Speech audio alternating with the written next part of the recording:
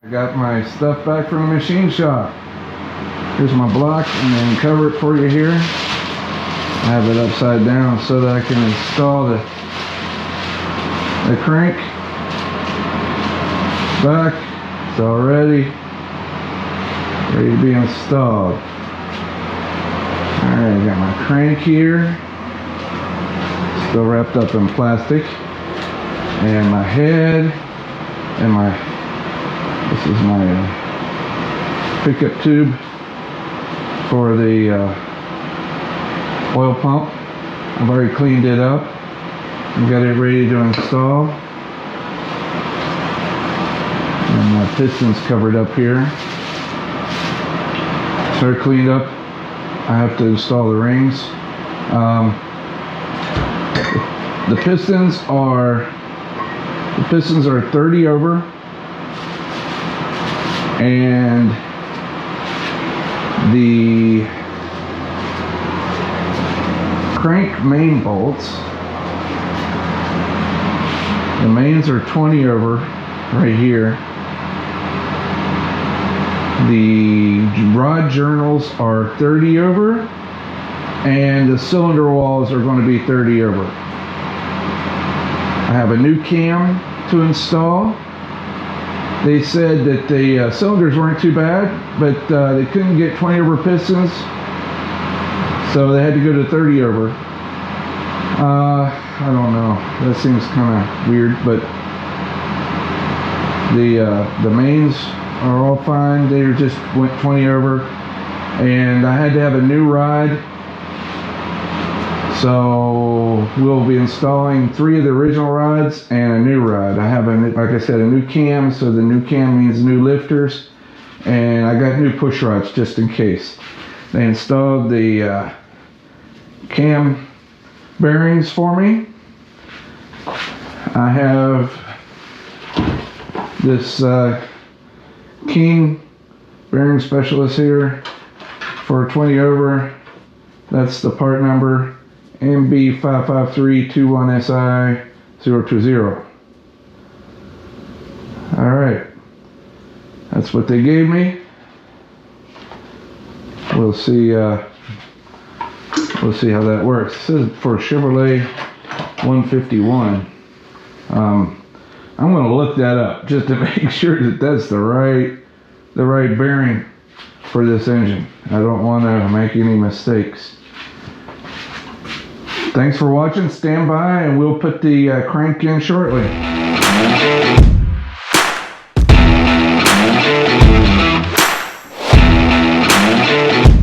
Alright, before I get going here, I want to show you, luckily because I do some woodworking, I have a dehumidifier here in my garage. I have it set at its lowest setting. I'm in Georgia. It's really hot and humid. When I got this block back from the machine shop, it was just in my garage one day, covered up, and it started to rust. It started to get flash rusting just a little bit on the surface. So what I did was I cleaned it real quick with WD-40, cleaned the cylinder walls with transmission fluid. I'll show some pictures below on what the cloth looked like, or the paper towel. I just kept cleaning the cylinder walls with automatic transmission fluid until it became till the dirt stopped coming off of it. It was more like the machining process leaves a slight amount of residue between the cross hatchings, and if you clean it with automatic transmission fluid, it gets all that off and gets it good and ready for the pistons. So yeah, so I activated the dehumidifier, cleaned it real good with WD-40, and I went out of town for a few days, came back, and it was still perfect. So that works. That's a little suggestion, that if you're in a high humid environment and you can't get to it right away, yeah, just use a dehumidifier. Make sure the block has got some lubrication on it. WD-40 is the best thing, I think, because it detracts moisture. That's why it's called WD-40.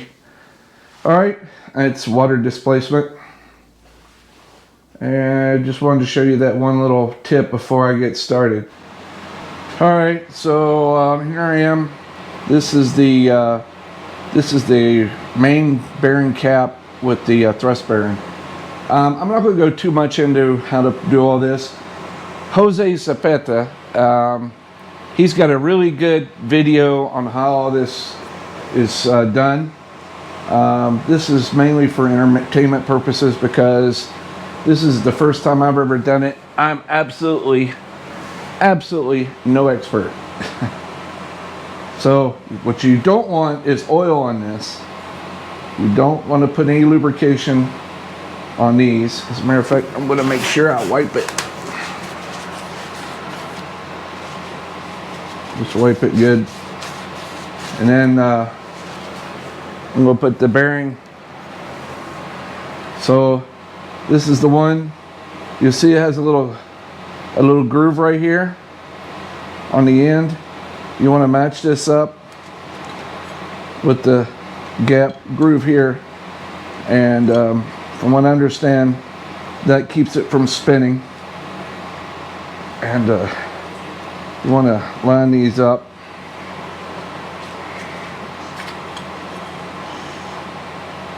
Make sure it's on there straight.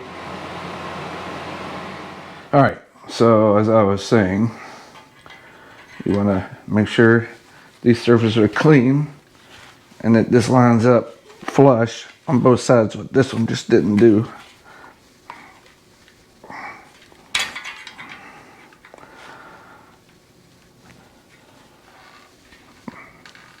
Doggone it.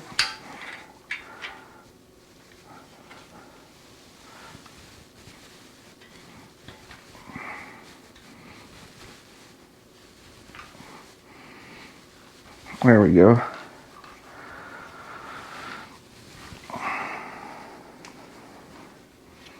So this is your thrust bearing. You want to make sure, I'm gonna get a light here. Now make sure that the oil journal lines up, which it does. And that's all perfect. Alright, we'll continue on and do the rest of these. This is the thrust bearing. This is the only one that's like this. And the other ones are different.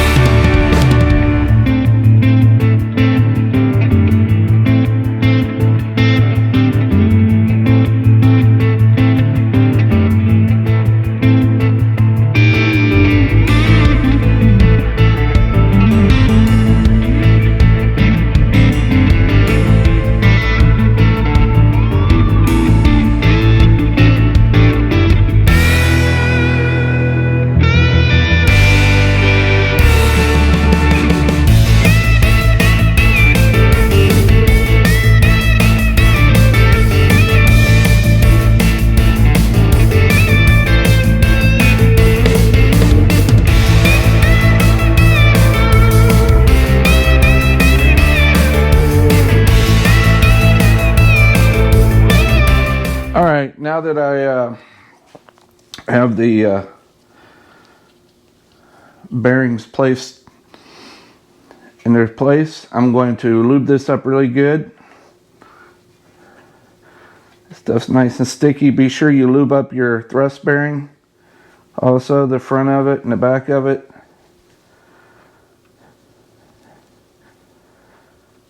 Get everything really lubed up really good here.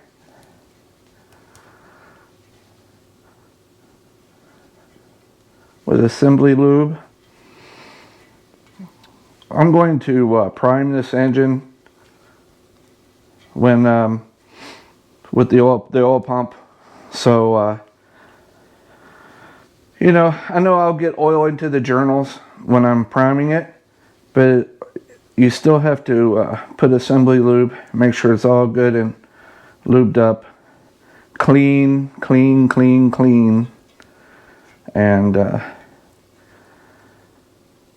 and lubricated. Clean and lubricated.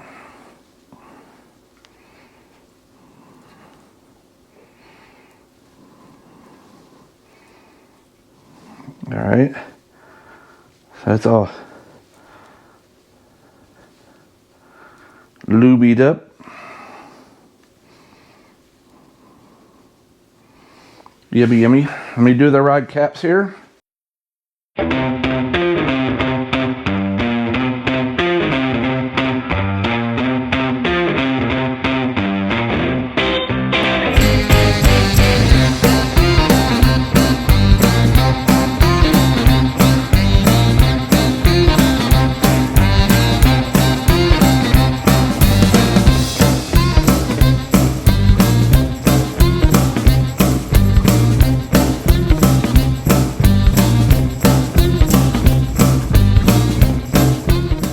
Alright, now I'm going to go over here, give me a second, and I'm going to go over here and lube up the journals on the crank.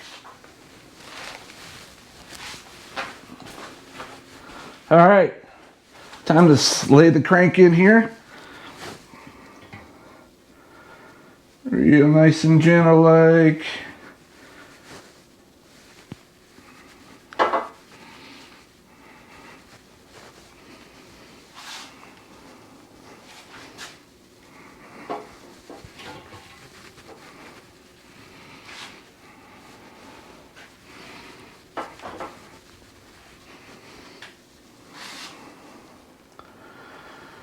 That's weird. There we go. I was like, what the heck? There we go. All right. So now what we want to do is always good to have these towels nearby. Is we want to put our caps on. All right. Like this.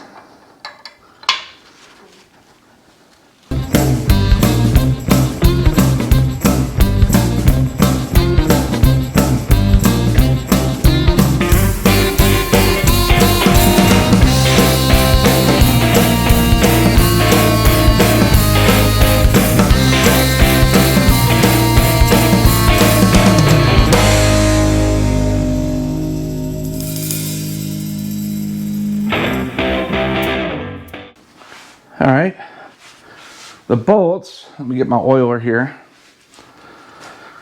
The bolts, I put a little drop of oil here. Oop. And just a smidgen right here so that I know that I'm accurate when I'm torquing it down. So just a smidgen here. Right there, and a smidgen here.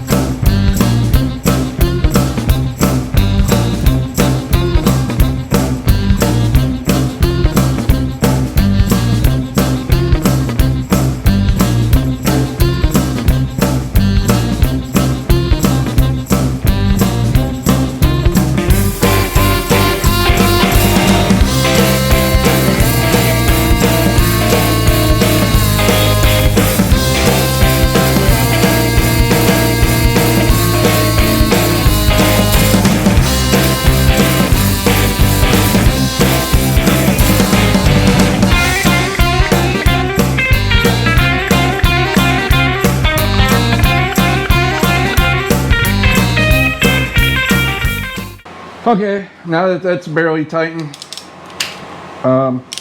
this is going to be a torque to the Premier. The first setting is at 20 pounds. Why do they make the letters so hard to read on these things? The older I get, the harder it is to see. That's 20. So the first time is 20 pounds. We go here, here, here, here, here, here, here, here, and here and here.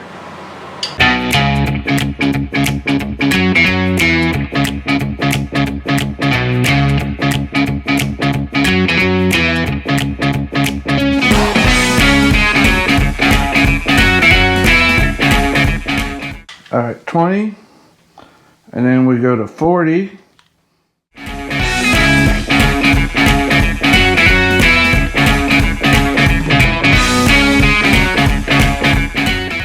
Okay, then we go to 65.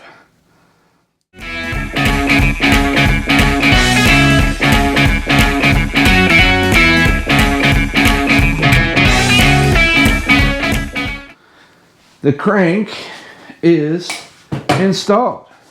See how well it spins. Here.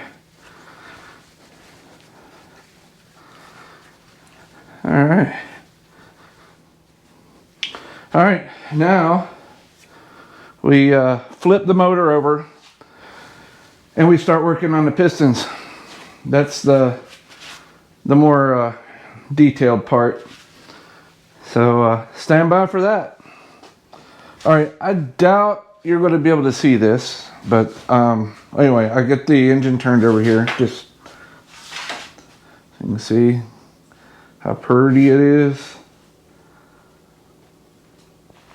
But so anyway, I got my rings laid out here, and I started looking, and the one thing I noticed that on these rings, and I doubt you could see it, but normally the top ring or the second ring has a dot. Well, both of these have a dot, and they're both cast iron rings. So which one's the top ring and which one is the second compression ring? Well, I started looking, and you know, this here tells you the different styles. Like this is BT10, and I have a RBT10. So I have a RBT10 and a BT10 style ring. So which one goes on top? I have one each. So I went online and I looked, and the BT10, which is the camphor on top, is the top ring, and the RBT10, which has the camphor on the bottom, is the second oil ring. All right, so just for future reference, and I made a little sheet here, which I will also put on online, showing the camphor here on the top ring. On the inside of the ring is on top, and on the second compression ring, the camphor is on facing downward, and the style of the camphor is the style of the ring. All right, so that I lost the camera there for a second, so that you'll understand, you know, you can get a clear idea of which one goes on the top and which is the second one. These down here, it doesn't matter the order. Jose Cepeda, like I said, he has a really good explanation on his page on how to do the rings. So I suggest, you know, go there and look at that one. He gives a really good explanation. So now what I'm going to do is I'm going to gap the rings and make sure that they the gap is correct on them. I'm going to start with the top one, and then the second one, and then the oil rings. All right, so stand by.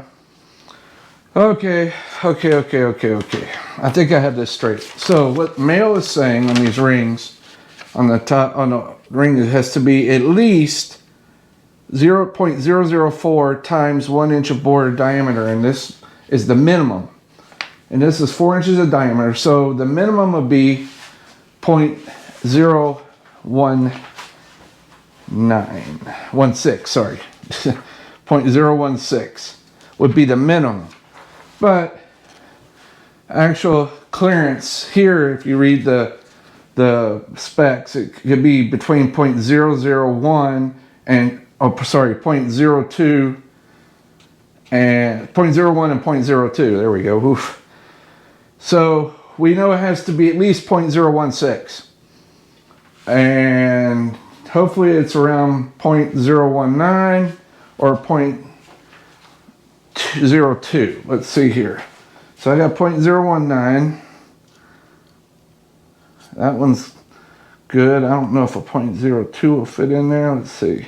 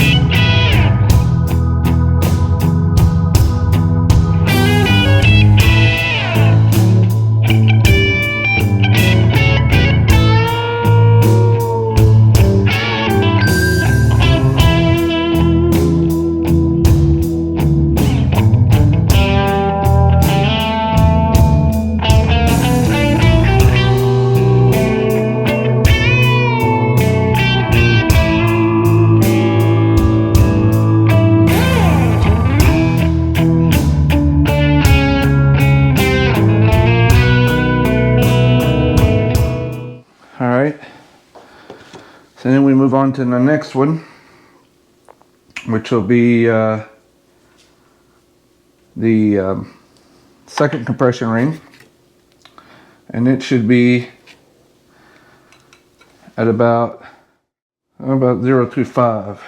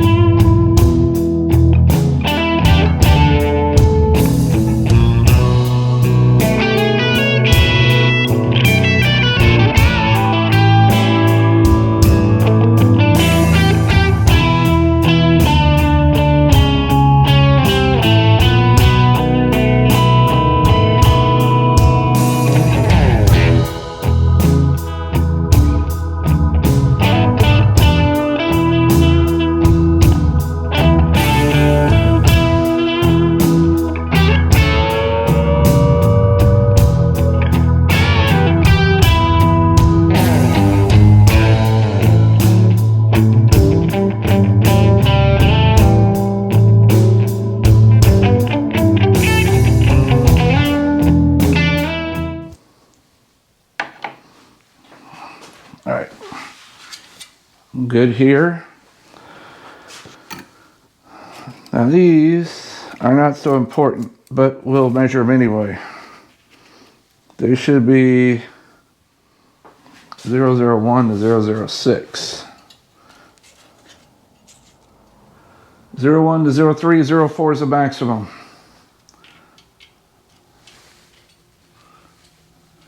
Yeah, these are good. All right.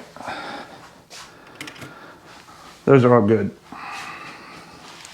All right, now install the rings on the pistons, and then start putting the pistons in the cylinders.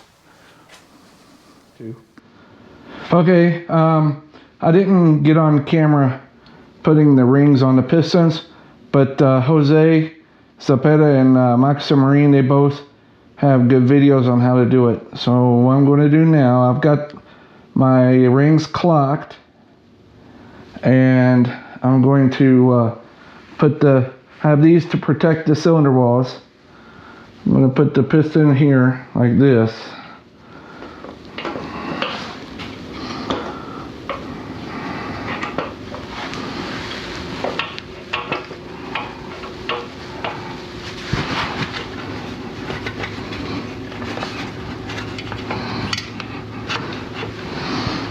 Like that. Make sure I'm still indexed on my rings. The bottom ones, the oil ring and the wiper, they don't move a whole lot, but the top ones do. Okay, I'm back. Going to get the extension for this guy. Here's my ring compressor. I'm getting a little bit of oil on here, so I'm not scraping.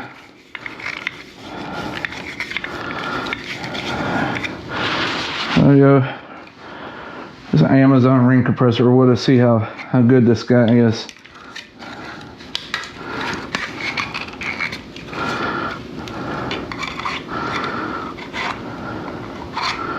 You know what?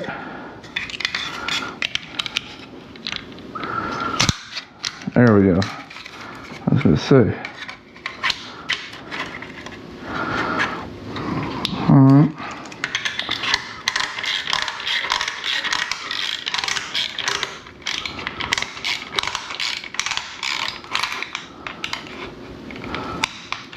Alright. I want to push this up a hair so that the lip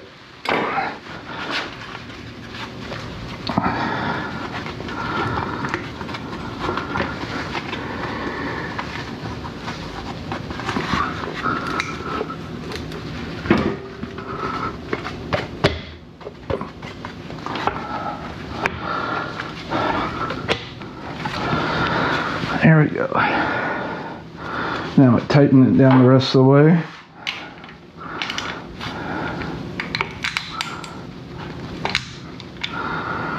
Okay, just with a hammer here. Let's see here.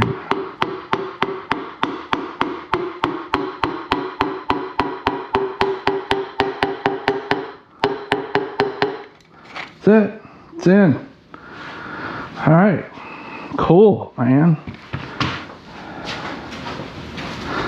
Now we'll flip this thing over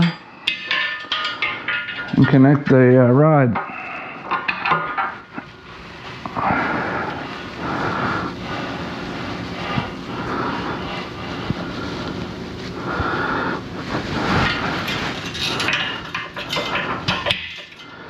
There we go.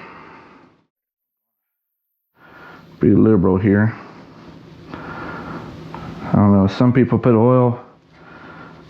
I'm putting assembly lube. Thing is, I'm going to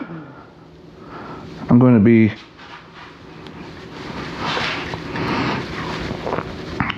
priming the oil anyway, but you still want to get it all lubed up in case I'm in here before. You definitely don't want to start the engine dry.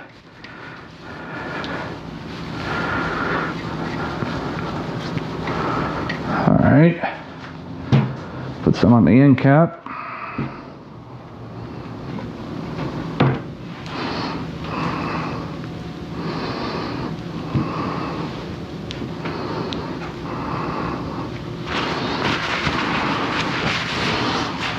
Bring this up.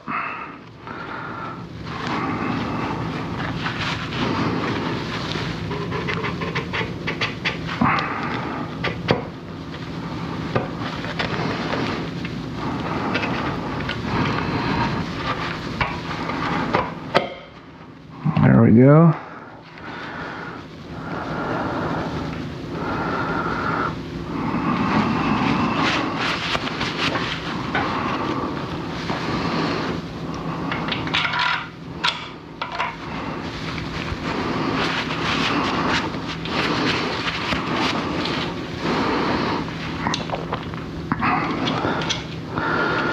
Dab of oil here. Oh, there.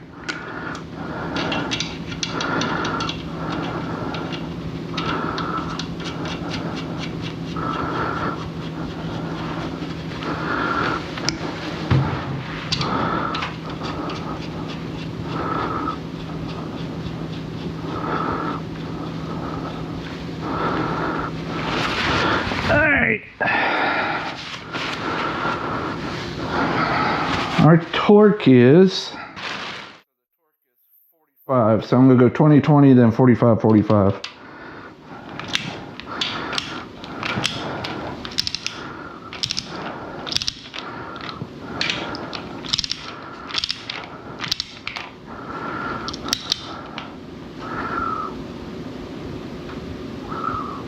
All right.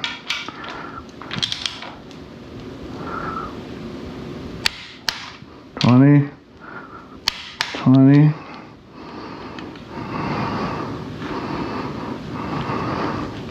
30, 40, 5.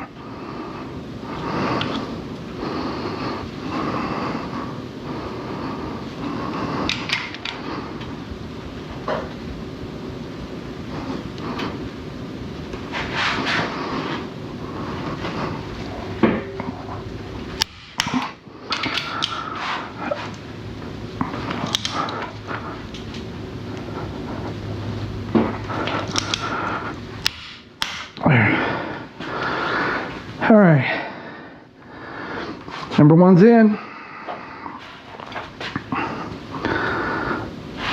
I'll get some, squirt some oil in here.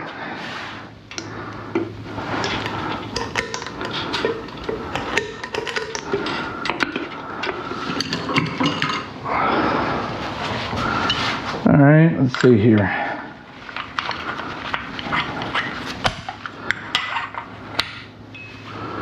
See, it's engine, very important. Well, the cam's not in there, so it really doesn't matter. But it turns this way, clockwise, when you're looking at it from the, when it's upside down. So, or when it's right side up, I mean.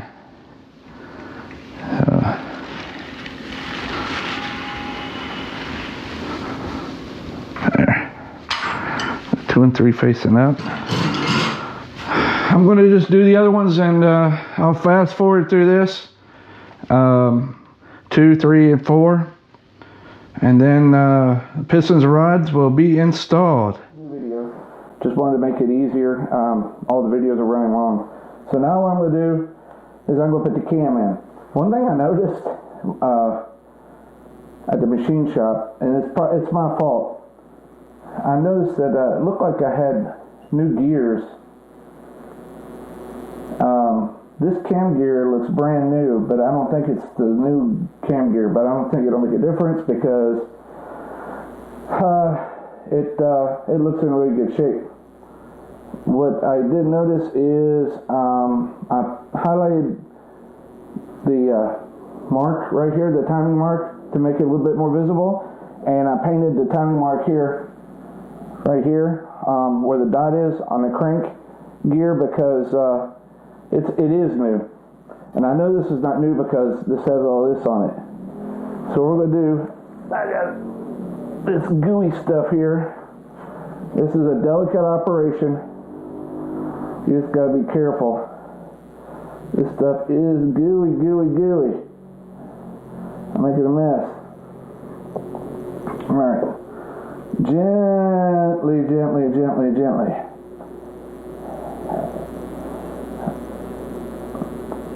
Like that. Alright, let me get this one. I'm making a mess. I'll worry about the mess later.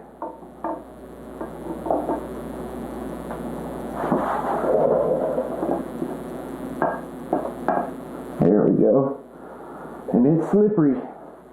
So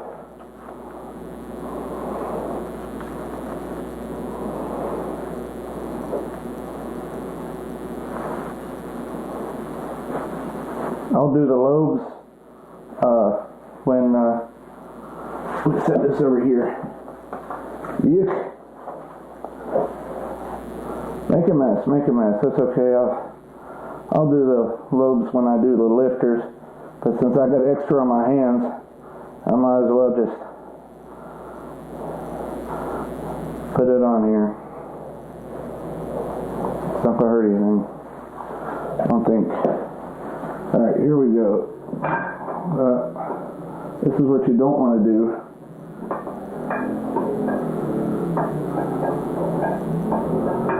Gently, slowly.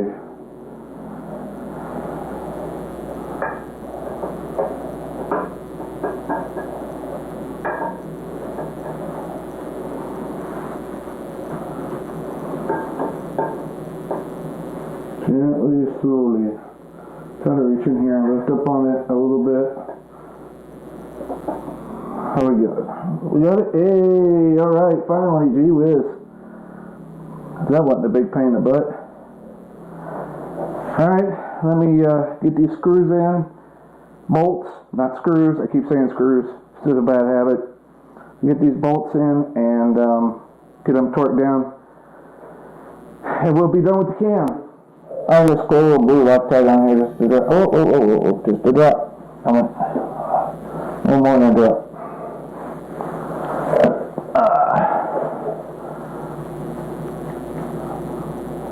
Alright.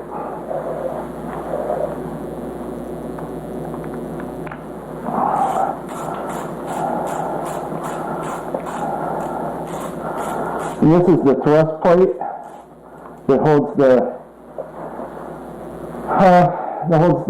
cam on, and believe me, it's only like 80 inch-pounds. That's it. Alright.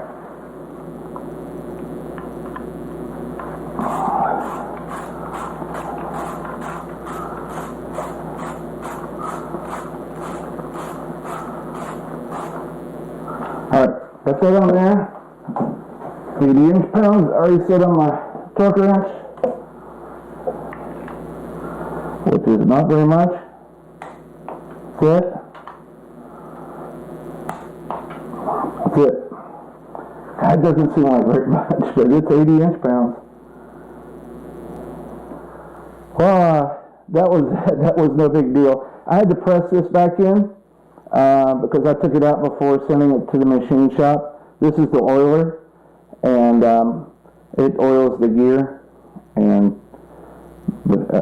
sends oil through the oil chamber to the gear. And like I said, I pulled it out to send it to the machine shop. I didn't know whether it needed to be in or not.